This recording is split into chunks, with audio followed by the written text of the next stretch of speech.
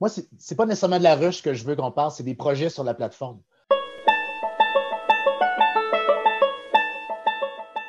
Aujourd'hui, on a la chance d'accueillir Nicolas et Yannick qui vont nous parler plus précisément de sociofinancement. De sociofinancement, crowdfunding, financement participatif, tout le même terme veut dire la même chose. Est-ce que c'est une campagne de marketing? Est-ce que c'est une campagne de financement? Est-ce que c'est des préventes? Est-ce que c'est une campagne de financement, campagne marketing? On entend beaucoup le mot financement dans le financement participatif, sociofinancement, mais la plus grande valeur de ce type de projet-là, de ce type de campagne-là, c'est une campagne de communication, une campagne marketing. On va faire du bruit médiatique, on va attirer des gens vers notre projet, vers nous, parce que même l'individu est une marque en soi pour attirer des projets. Est-ce qu'il suffit tout simplement de demander aux gens de donner, puis les gens vont donner sans trop poser de questions? Oui, c'est exactement ça. Non, c'est Ouais. une joke.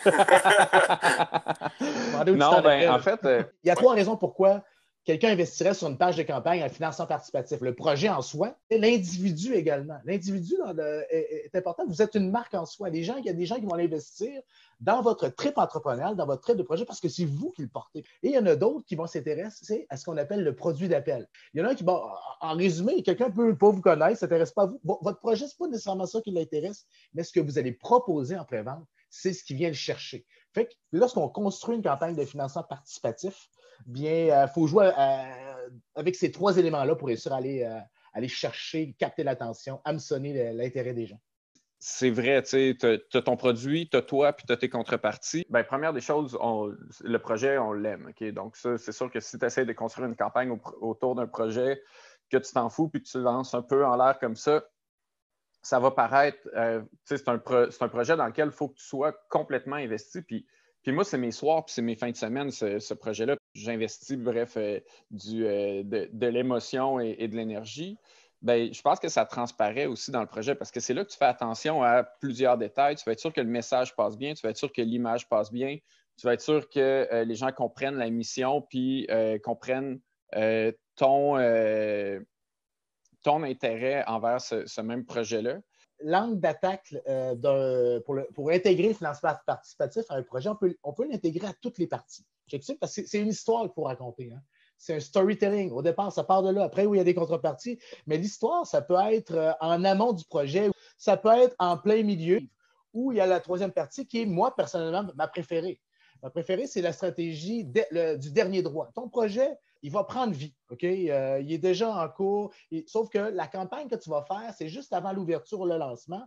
Tu vas aller financer, tu vas proposer de financer non pas le projet en entièreté, mais une partie du projet. Ça ouvre le cercle de connaissances aussi. Puis, tu sais, c'est peut-être le côté mise en valeur, mise en marché, etc., mais c'est plus que bénéfique. Là. Je veux dire, vraiment, là, on ne perd rien là, à le faire, là, cette campagne-là. Il n'y a pas d'enjeu autre que perdre son temps là, au bout de la ligne, puis ça n'arrive pas, en fait. Tu ne le perds pas ton temps de toute façon. Tu finis quand même par arriver à un objectif puis à un résultat que tu obtiennes ou que tu n'obtiennes pas les sous. Être capable de faire grossir cette communauté. Et ça, c'est vraiment un point important. On crée un momentum d'achat, un momentum de communication, une histoire payante pour que les médias s'intéressent à vous et les gens qui sortent de votre réseau. Parce qu'on sait très bien que dans une campagne de financement participatif, la première clientèle qui embarque, c'est les gens qui nous connaissent. Hein?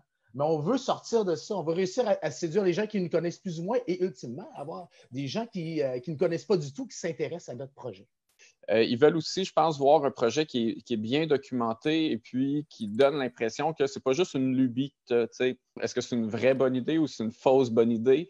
C'est beaucoup plus qu'une plateforme de financement participatif. On est une plateforme de validation, de gestion de risque qui donne des avantages pour les entrepreneurs, puis monsieur, madame, tout le monde. Je veux dire, la notoriété qu'une campagne réussie va donner à ton projet auprès d'investisseurs, auprès de subventionneurs aussi. Est-ce qu'à un moment donné, il y a une étape propice pour faire une campagne de sociofinancement? À quel moment est-ce qu'on fait ça?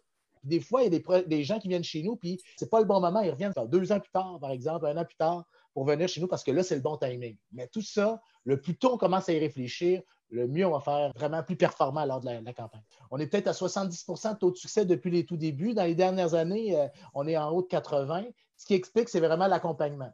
Ben, c'est ça, parce que vous êtes des entrepreneurs d'expérience qui, dans le fond, qui vont donner des conseils à ces personnes-là qui veulent se lancer. Donc, ultimement, vous allez, comme tu dis, aller un peu plus loin que des fois juste la campagne elle-même, puis de dire, ben, dans le modèle de ton entreprise, voici ce qui serait intéressant selon notre expérience. Tu sais, ce qu'on valide surtout à ce moment-là, c'est que le storytelling puis la manière d'approcher le public va être quelque chose qui est vendeur. C'est que les gens vont comprendre très bien c'est quoi le projet, vont y croire, vont embarquer là-dedans.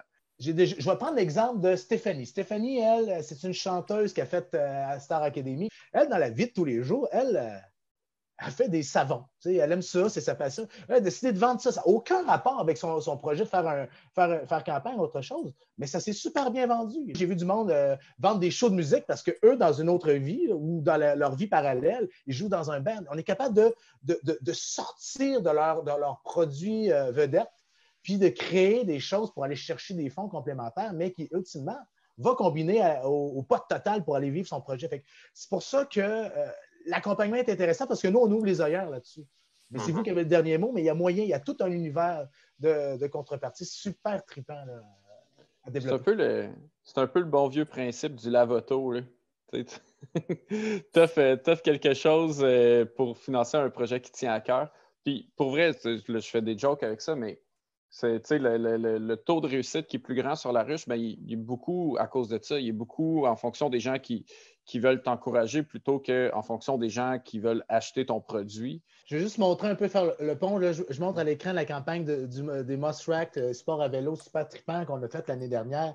Je tire l'attention sur la barre de progression pour comprendre un peu visuellement un peu la part dans ce type de projet-là. Fait qu'en réussissant leur campagne de 38 000, ils ont réussi à attacher presque 100 000 de financement complémentaire qu'ils avaient besoin dans leur aventure. Puis là, on les a vus au Dragon, ils ont gagné plein de prix avec la Chambre de commerce, Jeune Chambre de commerce.